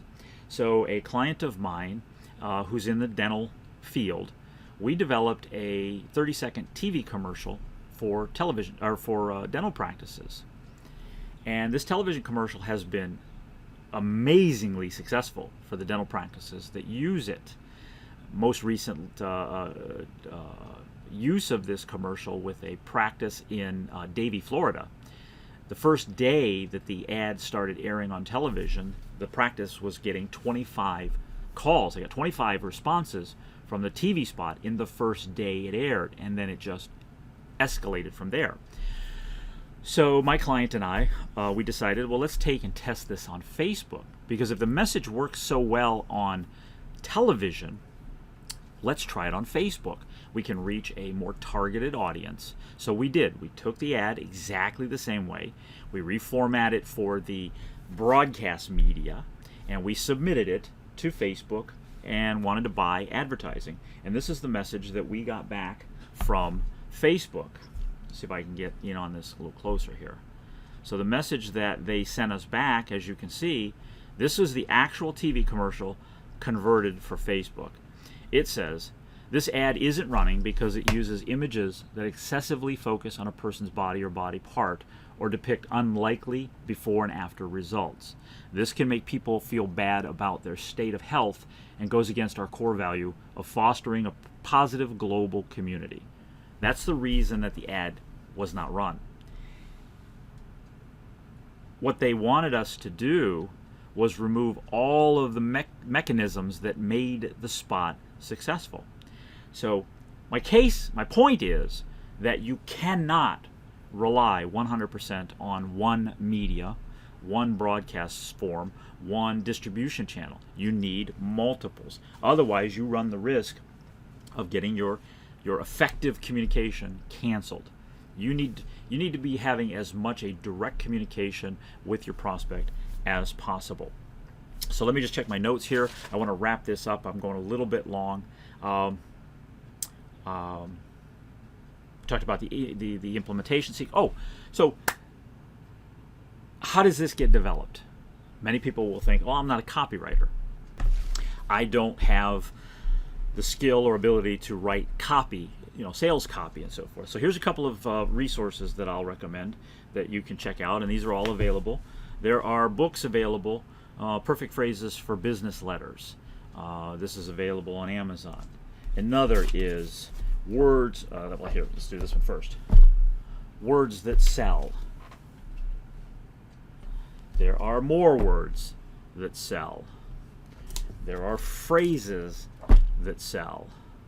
So these are resources that you can get and, for lack of a better term, cut and paste from these and build and piece together. You can hire a copywriter to do it for you. But in a nutshell, that's pretty much how you can use information marketing in a follow-up capacity, as well as all of the mechanisms that it can be used for on the front end for lead generation. So with that said, that wraps up this portion of it, and I'm going to jump back now into the original scheduled and recorded broadcast of Pete and my web class. So you don't have to be a copywriter. You don't have to be, whiz bang on this. So I want to open this up at this point for any questions in regards to this. And I'm going to go through and ask everybody if they want to unmute. If you want to ask a question, give me a moment. We have so many people on with us. Real quick on options. Yeah. If they would have gave Dottie the option of $150 a month on her credit card for 10 months, would you do that, Dottie? See if she can. Say that again, Pete? If they would have given you the option of $150 a month on your credit card for 10 months, would you have done that? Probably. There you go. See, they didn't hit you with that was your hot button. So that's what I would have done. Yeah. $150 a month for 10 months or 12 months. And there you go. Yeah. Well, I would have asked, the party, what can they afford? And if it was below what I could have accept, I'd counteroffer. But at least you've got the conversation going. There you go. You've got the person engaged. You've got them thinking, hey, this is the answer to what I want to have done. So, yeah. Any questions? Anybody have any questions? Unmute yourself, jump in. You got questions specifically about your business and what you may be able to do. By all means, jump in. I'm going to leave this hang for a second. I have a comment. I have a comment that you gave me an idea, Ron. Yeah. When you were talking about marketing to your contacts and like for us developing a waiting list so that we have somebody, you made us think that the best time to contact, the best time for a follow-up is when their lease is up. And even if we ask them when your lease is up and stuff like that, maybe we don't get to contact them, but just the date that they contacted us shows us that may be an annual or semi-annual or every 3-year event that they're going to be looking for another place. So that just by the date that they contacted us, and I'm sure you're going to get to that too, about, timing of your follow-ups and stuff, but that's a great idea. Right. Just to report, Ron and Pete, we're 100% occupied. Yeah, we're too. fully occupied. Yeah, yeah. But we have more calls coming in, and these are people that we can market to in February next year. Great. Yep. Yep. No, you're 100% right. Yeah. And you're talking about follow-up, but preempting the need for follow-up is that you're entering, Exactly. as Robert Collier said, you're entering that conversation that's going to happen in their mind. And you're starting to plant that seed because they're thinking, what's going to happen? There's a lot of uncertainty. And at the core of this is all about providing people with certainty as to what they can expect. So good point. Good point. Any other questions? I got one for you, Ron. Yeah. One of the things that I've thought of doing. I'm sorry, stop a second. Identify yourself so I can. Oh, this is Richard Buchert. Oh, okay. Hold on a second. Let me find you, Richard. I'm playing technician as well. I'm glad you're doing it. Yeah, there we are. Red jacket, camo hat. Yeah, I gotcha. Not There your we go. picture, but we got you out there hunting. So go ahead. Go ahead, Richard. What's up? Yeah. So one of the things that I've been thinking of doing with some of our dental clients, and I wanted to bounce this off you, is a lot of the dentists don't like being on camera. And what I've done with a couple of them now is I actually interview them on a Zoom call, kind of like what we're doing now, record the call, and then I'm taking their answers. So I put the question that I give them as it's typed on the screen, so they're not actually hearing my voice, and then the dentist answers that. And we're taking a hour call and cutting it into a whole bunch of 90 and 120 second little snippets and putting those out.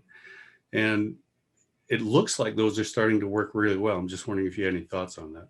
Yeah, so you're doing this with the patients, if I follow you correctly. You're interviewing the patients via Zoom, and you're taking what you get from that interview and you're putting it into consolidated pieces that you're providing and using as social proof.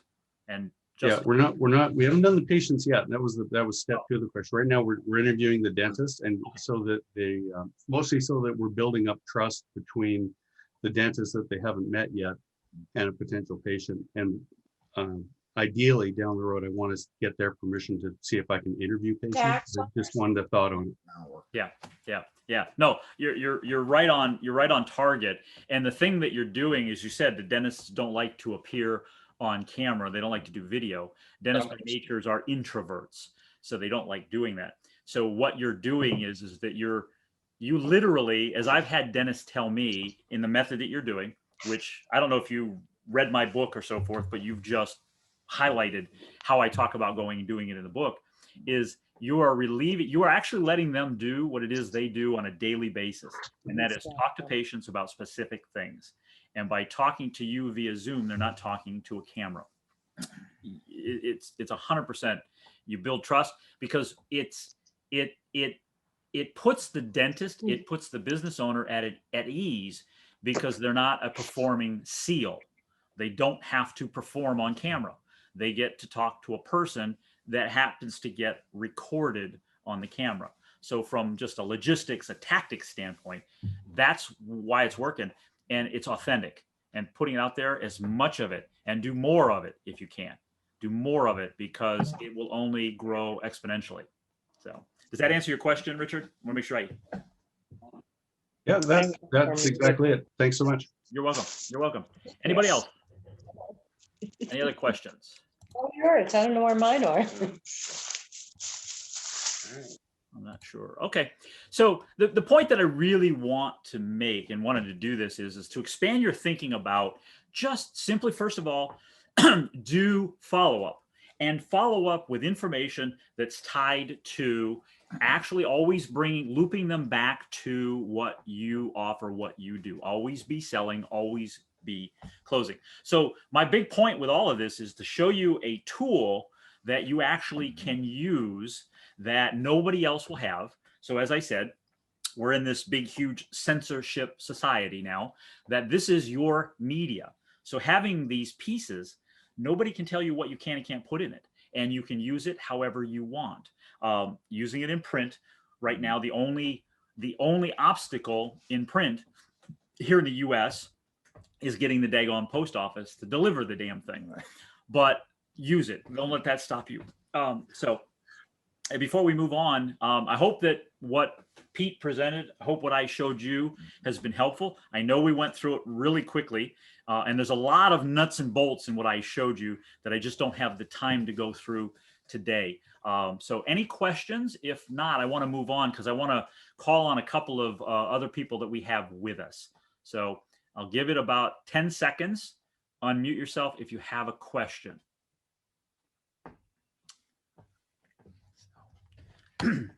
All right. No questions. Okay, good. Well, I want to move on into the last thing that we want to talk about. And if you got on this Zoom meeting with us on this web class, we had two objectives for doing this web class. One was to be able to provide you with some content, some valuable information to expand your thinking and allow you to help grow your business, more so help grow your income. The second thing was, it really was a demonstration of the value of being connected and associated with the right people and being in the right world. And a lot of you, many of you on this call, came from the Dan Kennedy world, which Pete and I are continuing on with that legacy in a program that's called the Gold Crown Program. And the Gold Crown Program, oftentimes when people see it or get presented with it, that they think that it's a package of just simply newsletters. And we sometimes make the mistake and call them newsletters, but they're not. They're really publications of information. So for instance, Pete mentioned it earlier with regard to Dan Kennedy, and this was in the February issue. And those members that are, this is a letter from Dan Kennedy. And this is what? 12 pages. It's 12 pages now. And it is 12 pages of, in my opinion, the best writing that Dan Kennedy has ever done. Okay. And a lot of it is from business, from his experience. And the interesting thing is, and I've had this conversation with Dan about this a couple of times, and there's a point in this, but I've said to Dan, I've said, I followed you since 2006. I've been reading your stuff and consuming it since 2006. This by far is the best stuff he's ever written. Mm-hmm. And it's unvarnished. And if you thought Dan was a curmudgeon before, you got to read this stuff. And there's value in that. And when I talked to Dan about that, Dan says, he goes, my experiences have changed. My perceptions have changed. And now I just don't give a damn, which there's importance in that. Well, near-death experience will do that. Yeah. And Dan, yeah, he does get into some politics and so forth. But again, it's always tied back as to how it applies to your business. And the thing I think I want to make the biggest point, he intimated at this very early on, is that this is not a competition between you and a competitor. The real only competition you have is you in competing against what you think you are or aren't doing in income or in growth, or what you are or aren't doing in marketing. The only competition that you oftentimes have is what happens between the 6 inches between your two ears. You should only be competing against you, not anybody else. The minute that you break that chain of trying to compete against somebody else, you will start to grow. And Dan and I have always looked at it as the box. How big is your box? Now you might be in a small box or a medium box or a large box, but you might still be in a box. Eventually you got to move out of that box. So making your box larger is the first step. So unfortunately people think in terms of small box to start with. So to build that box and start bringing in it and finally get out of that box, that's the key. And that's what Dan talks about a lot. Yeah. So if you thought that we were going to make some kind of an offer on this webcast, you're right. So I want to invite those that are on here who aren't currently a member in the Gold Crown program, and we're going to go through briefly. But in the Gold Crown program, you've kind of seen a demonstration of the kind of value that we bring in this class, which is what is really brought every month in the entire program. So we have Dan Kennedy, who contributes his 12-page letter. If you're familiar, we have Lee Miltier, who provides her insights and her wisdom in business growth. Between Pete and myself, we have the largest unpublished or even little known content of Dan Kennedy, one of which that Pete's been including in it is a thing called Perilous Times, which is actually something that Dan had published back in 2000. It was only done for 6 months. This is the last month for March. I'll have it available if anybody wants the whole set, but it's only 6 months.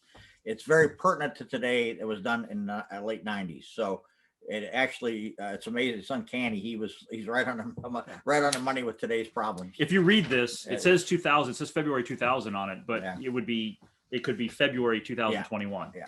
We have Ben Glass, who is in the law business, who provides his insights and information from his perspective. He's got an insert too with his. Pete has carried on the marketing your services, which is something that Dan originally developed. He's carried on with it. If anybody is a student or followed or read Psycho-Cybernetics, the book by Maxwell Maltz, very close friend of Pete's is also involved, is Matt Fury.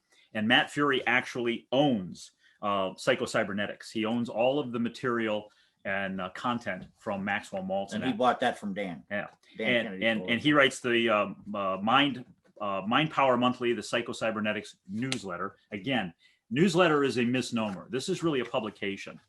I publish a 8-page letter called Relationship Marketing, which is really what I showed you in the follow-up is something that I take and I will detail each month a specific strategy. So you also get my Spellbound, which is my general newsletter that I use. That is, as Pete said, you got to have a newsletter. This is the newsletter that keeps people connected to me. Pete has a publication. It's Patriots America. It's there's oftentimes people will look at this and go, well, what is of value in here? Pete has always got wisdom. He's always extolling wisdom, and this really is a matter of wisdom in bite-sized the back chunks. Page on the virus alone, just that one cartoon with the guy. Yeah. So if you've gotten it, you know. Sums it up right there. All right. Pete also publishes what's called Legends of Marketing, and this month is John Caples. And if you don't know who John Caples is, then you need to look up John Caples. John Caples is responsible, and this is provided in here. Famous ad of all is time. the most famous, most successful ad ever written. They laughed when I sat down at the piano, but when I started to play ... This is the actual reprint of the ad.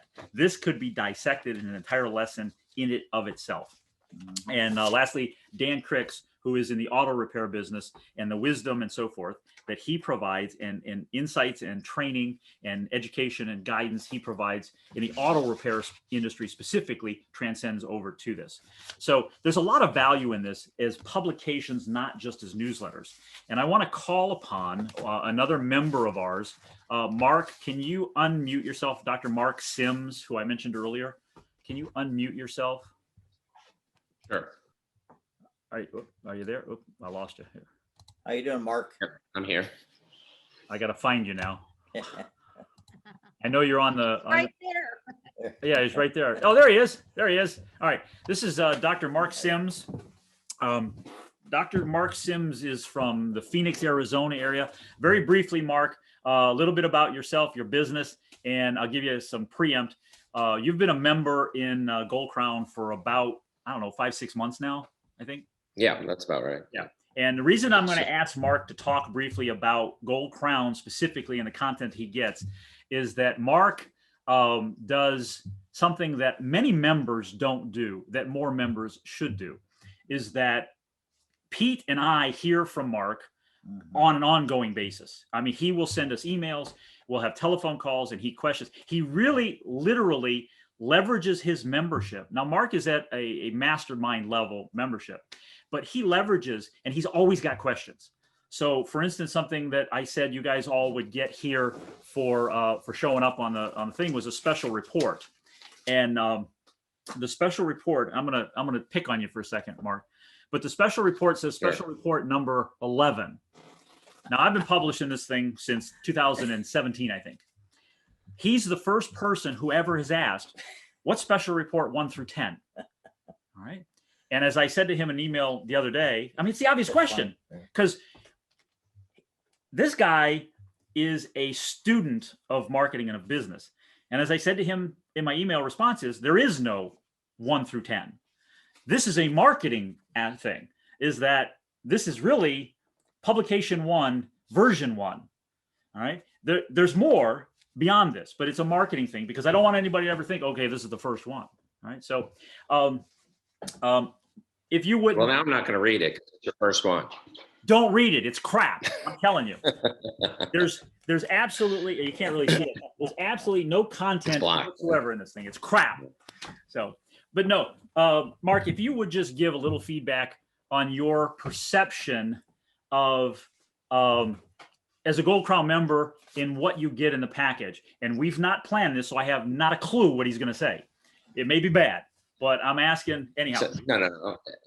Some of them resonate more. Some of the newsletters resonate more with me than others. Some of them have information. It just depends what I'm thinking about and what particular problems I'm trying to solve at this time, which it is. So to me, it's panning for gold, if that makes sense. You're kind of going through some sand and trying to find little nuggets of information or gold. So that's kind of what I do. You know, when I get it, I crack it open and start reading them pretty relatively quickly. It's kind of takes to the top of my reading list, and it takes me a couple of days to kind of get through them. So I find the information very useful, especially for me. The strategies are probably where I am looking for strategies, and probably my biggest hurdle right now is implementation, and that's just, I can't do it fast enough. Yeah, I think that's everybody's problem. That is a number one problem. Yeah, it's everybody. But what you are implementing, you don't think is enough. You're implementing 10 times more than most everybody else is, and you only have so much. Yeah, but I'm not competing with them. Pardon me? I don't compete with them. No, you compete with yourself. There's the point. There's the point I made. You're just not competing. I'm not interested. I'm not interested in what everybody else is doing. That's right. You're a triple. Do you even? Well, let me ask this question, because I think I know the answer to this. Do you even give a damn about what the other businesses in your area that are in the same category? Do you care what they're doing? No. Well, they're not doing it right, so why would I want to do what they're doing? The answer is you do care, but not to get in your way, more as lesson as to what they're doing or what they're not doing. And oftentimes, you know, if you're competitors, you can pick up some things that they may be doing smartly, but poorly, and pick that up. So overall, investment to value for what you're getting. It's very valuable. I mean, I don't see it, you know, gosh, when you look at a lot of the other things that people can subscribe to or partake in, it's very reasonable. And so I think one of the other things is it's not just one tranche, it's a recurring every month, new ideas with new strategies or new things to talk about. So, and there's always something in there. I was a member in this. I was a member in this before Pete asked me to start contributing. It was 9 years ago. Yeah. I was a member in it. And the way I looked at it and approached it is that each month something new is in there. And if I can pick up one thing and I can implement only one thing, then I'm growing. And that really is what changed my business. One of the things I seen in Ron 10 years ago when I asked him to do the relationship marketing newsletter was we needed that. We needed that newsletter, and he's the guy. And I pinpointed it with him. We had lunch, and I says, you can do a relationship marketing newsletter for us. So that set the light bulb off for him. And that's why he's been in the program for quite a while now. But Ron is good at what he does. And when you recognize talent in areas, then you have to go for it. And this is basically The Gold Crown program is a mastermind in print. That's what it is. Ben Glass, Ron Sheetz, myself, Dan Kennedy, Lee Milter. Every month you're getting a perspective from all these people, and they're all successful in their own right. They're all successful, and if you can get one idea from any one of them, that'll help you in your business. I mean, that's the key to the program. That's the key to the program. Yeah. I'm just glad I don't have to write that size newsletter every month. I That's think that'd a be lot pretty of onerous. Well, there's ways to streamline it. And we can talk about that in a mastermind meeting. One of the ways I learned from the beginning myself, I have never read fiction. I don't like fiction.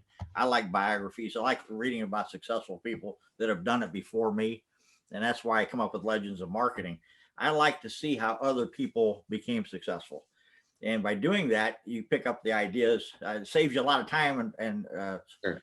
grief, because you see how they did it and you don't make the same mistakes, or you do what they do. And that's basically the reason for that.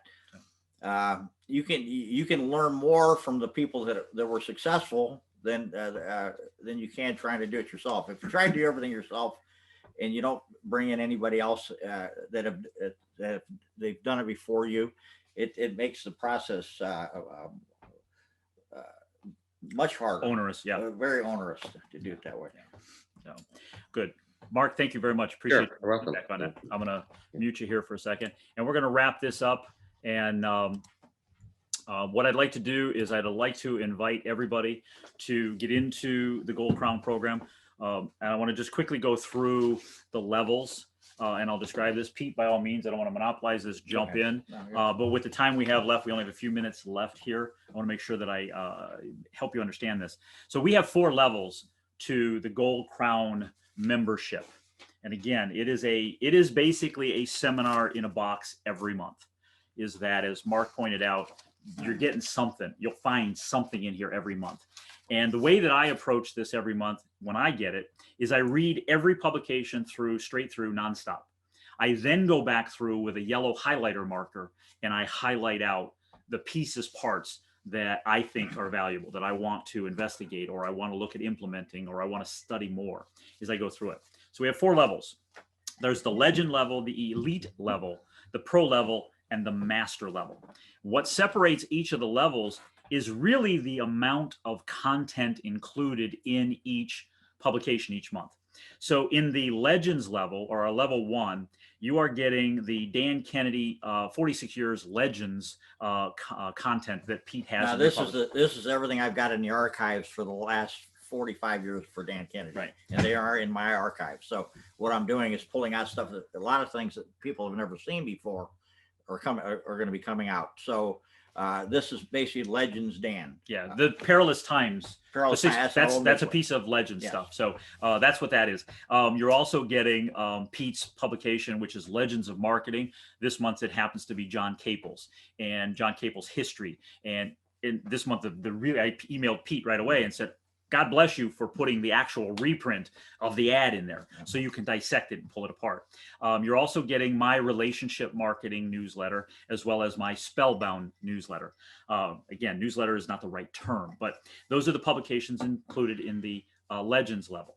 You step up to the elite level, you get all of those publications in the Legends level. You add to it then Dan Kennedy's gold letter, the 12-page gold letter that Dan is publishing. And I would like to emphasize the fact that this is the only place that Dan is writing general content and information. I know he's on a monthly newsletter. I know he's writing some publications, some articles for some of his private coaching clients. This is the only place that you're going to get Dan Kennedy new stuff, fresh stuff, and that's in the elite level. You also then get with that the marketing your services, which is really Dan's top marketers, us, is that we contribute extra content in the marketing your services that's specifically geared for that. And you're also getting the Lee Milter and part of Shaw's publications in that elite level.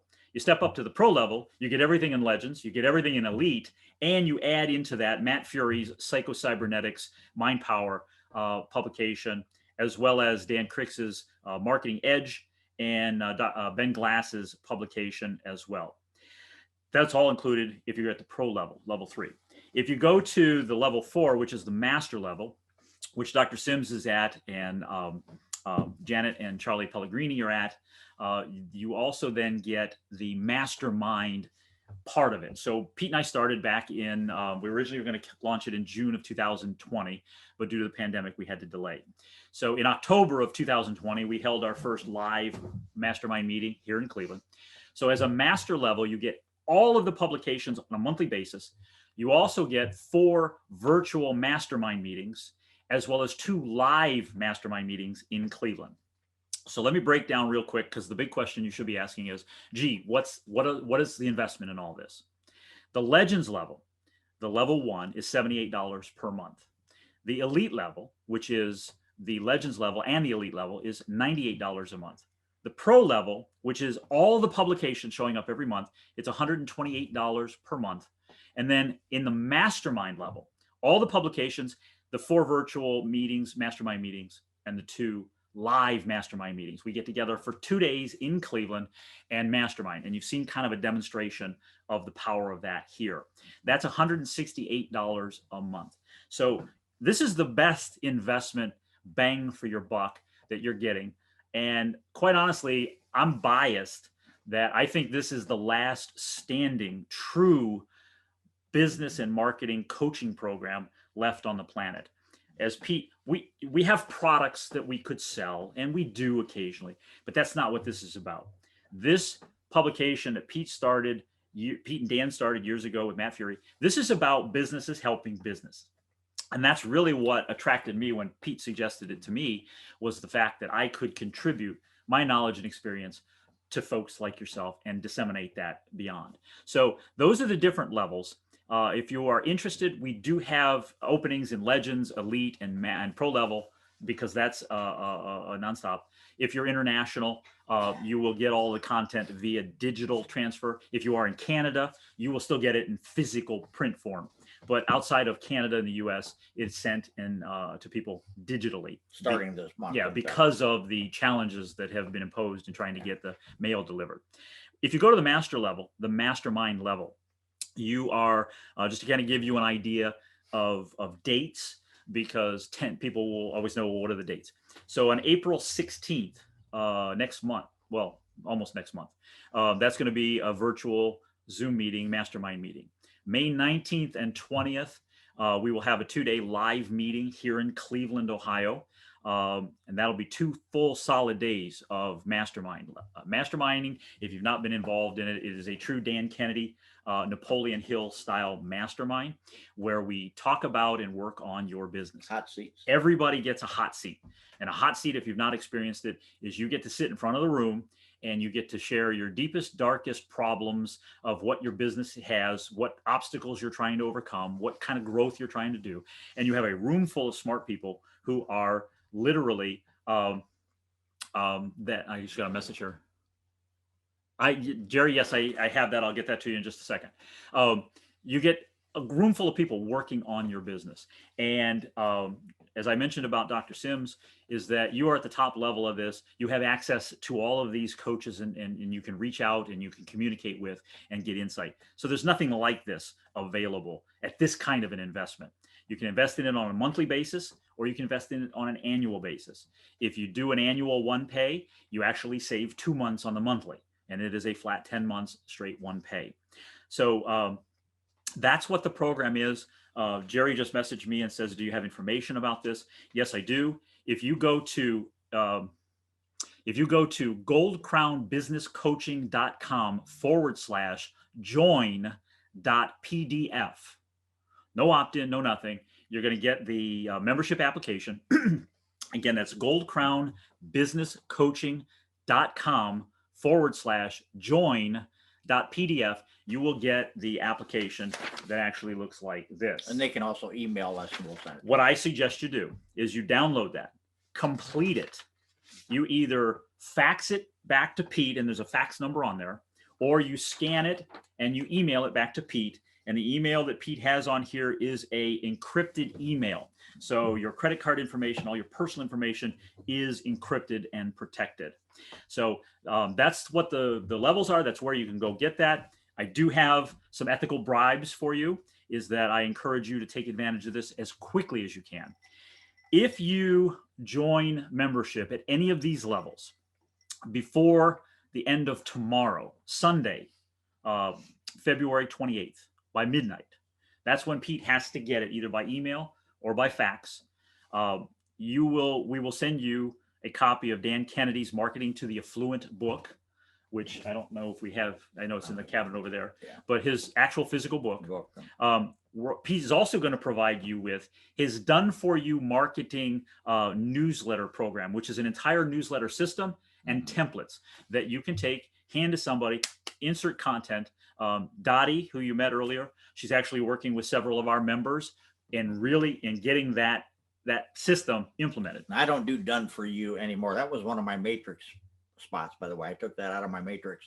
Done For You now is part of the program. In other words, you get it for free. I used to sell the program as a membership program, but I don't do that anymore. So as part of the Gold Crown program. Oh, wait a minute. There, Janet, thank you very much. I'll pop this up here. So Janet is showing you the book, Marketing to the Affluent, the Dan Kennedy book. Janet, thank you very much. You're more prepared than I would. It's actually across the room, but it would take me time to go get it. So thank you very much. You will get that book. You will get the Done For You newsletter template that Pete has developed and provided for years. It was one of the pieces that he broke out on his matrix he showed you. You will also get the package Art of Client Getting, which is a program that Dan Kennedy wrote in order to get clients. That alone, that's $179 in our catalog. That's included in this program. I have it. So. It's valuable. There's valuable stuff in there. Yeah. I got more, but wait, there's more.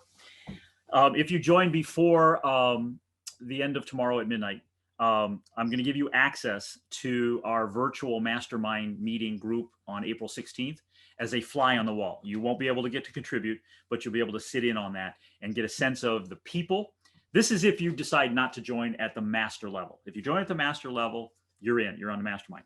But if you don't, at anything lower, I want you to sit in and see the smart people that are in this group. And lastly, I went through the follow-up system that I showed you very quickly. I am actually doing a complete training class on that. And the training class is nuts to bolts, everything. The format, the outline, how to develop it, where to get the content from, how to use it, the system for sending it out and all that. That is that's going to be offered out to my group. And that in itself for that training is going to go about 2 hours, is a $297 value. I'm going to give you access on that training. That training will be on Friday, April 23rd. And again, I'm going to send notification. But those are the bonuses very quickly. Marketing Affluent book, Pete's Done For You newsletter system, Art of Client Getting, the fly on the wall access to the April virtual mastermind meeting. You'll get to meet Charlie and Janet Pellegrini there. You'll get to meet Dr. Sims there. And then access to the training system that I'll show that whole system to you. So Pete, anything in closing? We've gone about 4 minutes over. I apologize. Well, just to say the Gold Crown program was created as a mastermind in print. It was created by Matt Fury, myself, and Dan Kennedy. And it's been here. We've had it now for almost 20. It's almost 20 years old. And it's a fantastic. Now, one thing about the Gold Crown program, it's not static. It's not cement. It's not in cement. It does change.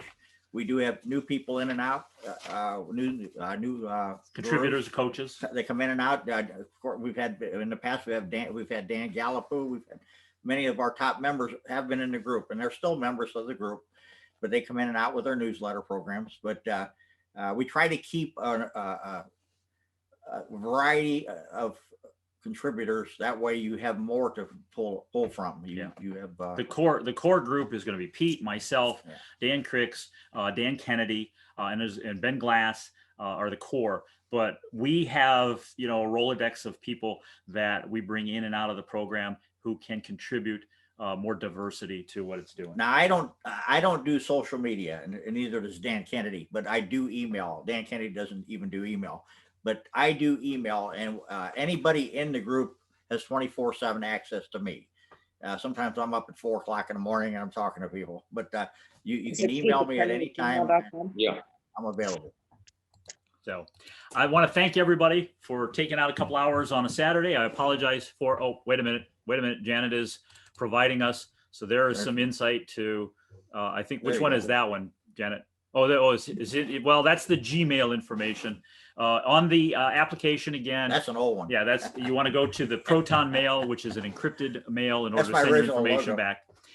Go to goldcrownbusinesscoaching.com/join.pdf, and you'll download the application, fill that out, get that back to us before midnight tomorrow, Sunday, February 28th at midnight, and you get all of the extra bonuses. I will be sending all those people who attended today this piece of crap publicity special report. You'll get that digitally tonight before the night's out. I'll send the PDF to you digitally. It'll also come physically. If I don't have your physical email or your physical mail address, it'll be indicated in the email as a general that you need to get it to me so that we can send you this too. So Pete, thank you very much for letting us into your man cave here. Thank you, everybody. I appreciate you spending a couple of hours with us on a Saturday afternoon. I know you've got better things to do, but believe me, it is much appreciated. We appreciate all the people that we have as members. And as Pete said, he's available. I'm available by access, by email and that, to be able to contact and reach out as you have questions from month to month about the publication. So folks, thank you very much. Have a great weekend. Be safe and be successful. Bye-bye, everybody. Thank you. Thanks, guys. See you later. Thank you. Thank you. Bye-bye. Thank you.